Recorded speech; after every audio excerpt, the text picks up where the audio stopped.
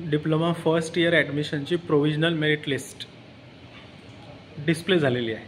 मग आता ती कशी बघायची, त्याची एक लिंक आहे, मी ती ग्रुपवर टाकलेली आहे किंवा या व्हिडिओच्या डिस्क्रिप्शन लिंकमध्ये पण मी टाकणार, डिस्क्रिप्शन जो बॉक्स आहे त्याच्यामध्ये पण टाकणार। किंवा एक सोपा पर्याय आहे, तुम्ही काय करायचं आहे, DTच्या वेबसाईटवर जायचं आहे, आपल्या फॉर्ममध्ये लॉग इन करायचं आहे। लॉग इन केल्यानंतर तुम्हाला एक मेनू दिसेल, तो मेनू आहे view provisional diploma merit detail.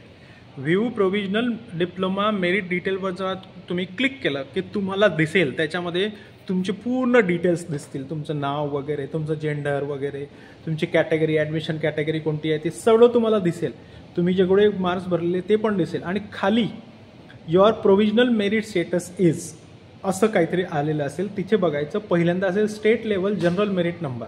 State level general merit number म्हणजे काय, ऑल ओव्हर महाराष्ट्रात जेवढ्या विद्यार्थ्यांनी भरलेला आहे फॉर्म, त्या सर्व विद्यार्थ्यांपैकी तुमचा कितवा क्रमांक आहे, ही जनरल आहे, ह्याच्याशी तुमचा जास्त काही घेणं देणं नाही। दुसरं आहे state level category general merit number. State level म्हणजे काय, तुम्ही समजा OBCचे आहात तर ऑल ओव्हर महाराष्ट्र OBC कॅटेगरीमध्ये तुमचा मेरिट नंबर किती आहे। आणि तुम्हाला जे तिसरं आहे ना, ते खूप महत्त्वाचं आहे, ते आहे म्हणजे home district general merit number.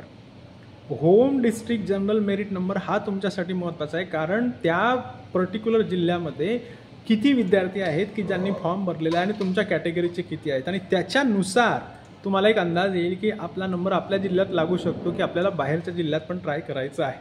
परंतु शेवटची सगळ्यांना सूचना कम एक टिप सांगतो, या मेरिट लिस्टमध्ये तुमचा नंबर कितवाही असू देत, त्याच्यावरनं तुम्ही कोणतेही अंदाज बांधायची नाही की माझा OBCमध्ये नंबर लागेल का नाही, SCमध्ये नंबर लागेल का नाही, एवढ्याच सीट आहेत आणि माझा तर मेरिट नंबर एवढा आहे। कुणीही हे सांगू शकत नाही, कुणीही अंदाज बांधू शकत नाही, कारण कोण व्यक्ती कुठे ऑप्शन फॉर्म भरेल आणि कोणता ऑप्शन देईल हे कोणालाही माहिती नसतं। जेव्हा अलॉटमेंट होते कॅप राऊंड 1ची, त्याच वेळेस समजतं की आपला नंबर किती मार्कांनी हुकला आणि किती मार्कांनी आपण पुढे गेलो, त्याच वेळेस समजतं। त्यामुळे कोणालाही काही विचारायचं नाही, एवढा मेरिट नंबर आहे मग माझा नंबर लागेल की नाही, हे कोणीही सांगू शकत नाही।